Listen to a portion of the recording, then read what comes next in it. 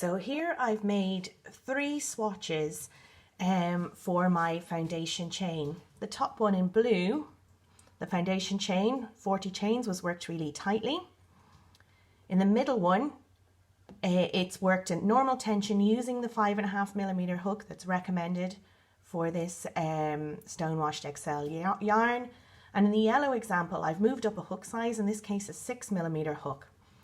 First of all, you can see between the tight and normal tension with the 5.5, the distance, the difference in the length of the chains. And again, when you move up to 6, it's much, much longer. When you have a look at the structure of the chains, you can see in the tight chaining, those back bumps into which you want to work your first chain are really small and tight. And that means working your first row is going to be very difficult. Again, they're relatively small in the normal tension with the 5.5mm hook, but for the 6 you can see here how those back bumps are really nice and big. That's going to first of all make your first row much easier to work.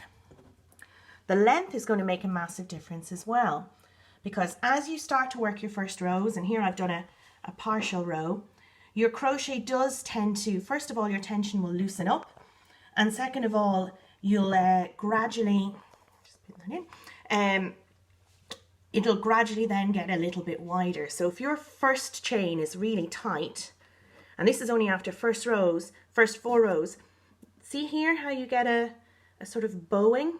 And the wider your blanket and the bigger your blanket, the more pronounced that effect will be. So what will happen is that you'll have one lovely loose edge. You can see here there's a nice spring in the top, and then it'll be constricted by the tight bottom, meaning your blanket won't lie flat, and all your hard work, after all your hard work, it'll really quite annoy you.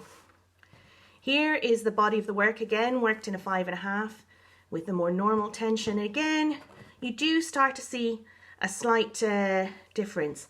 In this case, it won't be so obvious until you've done several rows, and that will be really, really quite annoying. And again, you'll see the difference in stretch between the top and the bottom, which is a bit more rigid. And when you do a few rows, if you feel that difference between the, I suppose, the bounciness of the top and of the bottom, that's when you know that your starting chain is too tight.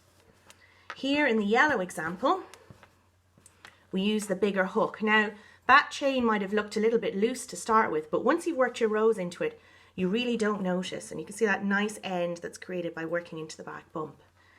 The most important thing to watch out for is that you see here where the bottom corners are much narrower than the top ones. And here you start to see it too as they kind of fan out.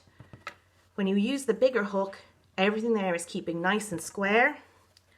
When you stretch it, you get that really nice bounce.